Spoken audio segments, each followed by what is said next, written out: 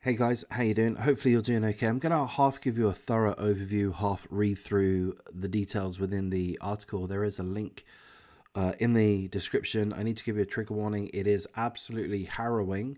This is in regards to the murder of a 3-year-old boy. The murder occurred, well, the incident occurred August the 7th, 2021. Tragically, the boy, 3-year-old Harvey Borrington, died a couple of days later on the 9th of August 2021. We're in the midst of a trial. The stepmother is in the middle of a trial, faced with charges of murder and manslaughter in relation to the death of her stepson, Harvey Borrington, 3 years of age, a non-verbal autistic. He was slapped multiple times by the stepmother, according to the prosecution. Slapped multiple times around the head, which the prosecution claims led to a brain injury. She claims she was unlucky. She claims it was an accident, and she was unlucky that it happened on her watch. She claims that 3-year-old Harvey Borrington fell backwards off the sofa, hit his head on the ground. And she claims, the stepmother claims, that that's what led to the fatal brain bleed. She did nothing wrong. She's pleading not guilty. Her name, Layla Borrington, from Jacksdale, Nottingham, England. I don't believe her, personally, having read through this article. You can make up your own mind once we get through it. So as I say, the incident in question where Harvey Borrington suffered a brain bleed occurred August the 7th, but tragically he died in hospital on August the 9th. Paramedics were called to the home where they found him to be deeply unconscious, unresponsive, and with abnormal body posture. Guess what the mother was doing whilst Harvey was on the ground in a deeply unconscious and unresponsive manner? Guess what the stepmother was doing? That's right. The stepmother was videoing him on her mobile phone. That's how concerned she was for her stepson's welfare. Her 3-year-old non-verbal autistic stepson, she was that concerned about his medical well-being that whilst he was unconscious and unresponsive on the floor after, according to her story, which is false, I'm sure, but according to her story, after he fell off the sofa backwards and hit his head on the ground, she was so concerned that she videoed him. The article also says that she tried to pull him up. She grabbed his arm, but we can see, in the trial, they saw the video where she, the stepmother, Layla Borrington, tries to pull Harvey Borrington up. Come on, Harvey, wake up. She grabs his arm, yanks it. Shows no concern for his well-being.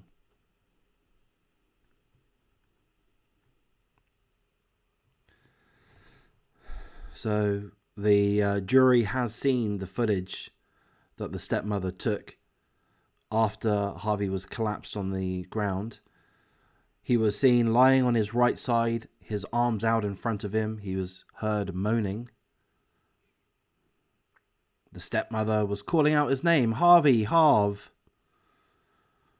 In response, Harvey was moaning, unresponsive, unconscious, just emitting a moan.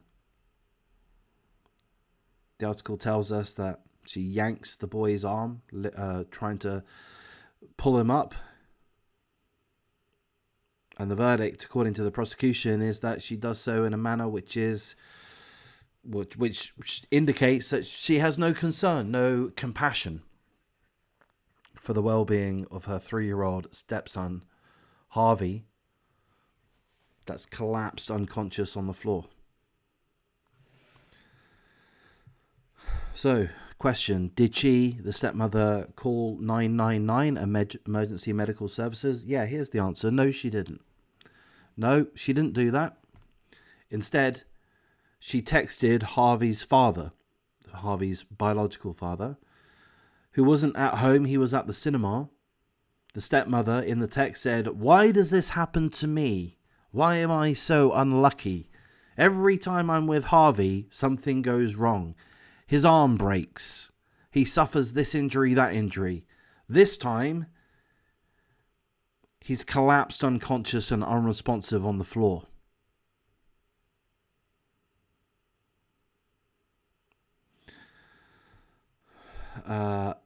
She took... She ran next door. She asked a neighbor for help. And the neighbor claims to having had heard a thud in the home. Somebody called for an ambulance. We're not quite sure who. Could have been the neighbor. We're not sure. And apparently the stepmother again texted the father whilst their 3-year-old son, stepson, is in a dreadful state of being unconscious and unresponsive. The evil, psychotic, banshee stepmother texts the father saying, "Don't leave me with the kids again." She's complaining it's all about her. Harvey has done her a disservice in her eyes. She is psychotic, in my opinion, in my eyes. Paramedics did arrive. Harvey was floppy. His eyes were fixed. He had vomited. They took him to hospital. And as we learned, he died a couple of days later. A post-mortem examination found that Harvey had suffered trauma to the head, which had caused damage to the brain itself. He had suffered trauma to the head, which had caused damage to the brain itself.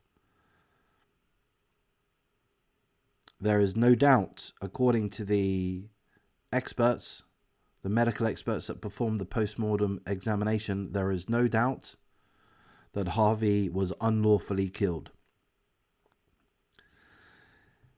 He would have suffered at least one, possibly more, severe impacts to the head capable of causing a skull fracture and an unsurvivable brain injury, which rendered him immediately unconscious. That's a quote from the post-mortem examiner, I believe.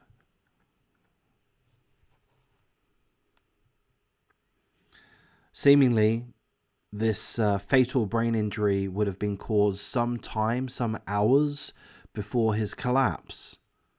So his collapse wasn't immediately after the injuries that he would have incurred.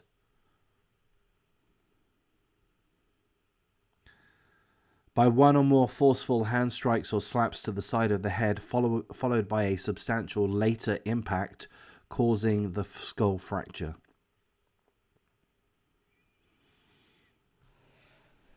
That's pretty much all the information that we have at this point. As I say, we're mid-trial. The scumbag banshee whore of a stepmother, Layla Borrington, from Jacksdale, Nottingham, England, denies both murder and manslaughter. She denies all of the charges against her, if I understand correctly. So there's been other claims of assault. It's mentioned that Harvey suffered a broken arm or a fractured arm or such previously. It's not her fault. She didn't do anything wrong, if we were to believe her. She's just unlucky that all of these accidents, including the death of her stepson, she's just unlucky that it happened when she was responsible for Harvey. That's all we have. This woman is a effing... I'm going to say whore. I hope she gets convicted. And England, for fuck's sake, you need to do your sentencing properly. This needs to be life in jail. And if there is a requirement to have parole, it needs to be like after 25 years or something like that. I guarantee she does not get life in jail. And if she does, or if she does get a very lengthy jail sentence, she's going to get parole. There will be the availability of parole after 8 years, 10 years, 12 years, something like that. This bitch, when she's found guilty of causing a brain injury which led to the death of her stepson, Harvey Borrington, 3 years of age, an autistic boy, when she's found guilty of that, she'll be sentenced, and it will be something like, she'll get 12 years, something like that. Maybe 15 years with a chance of parole after 6 or 7 years. It's going to be something like that. I'm going to keep an eye on this, hopefully. Hopefully I'll keep track of this. I'll try to. But I've seen, I guess, enough cases coming from England. Most of the cases that I go over come from America.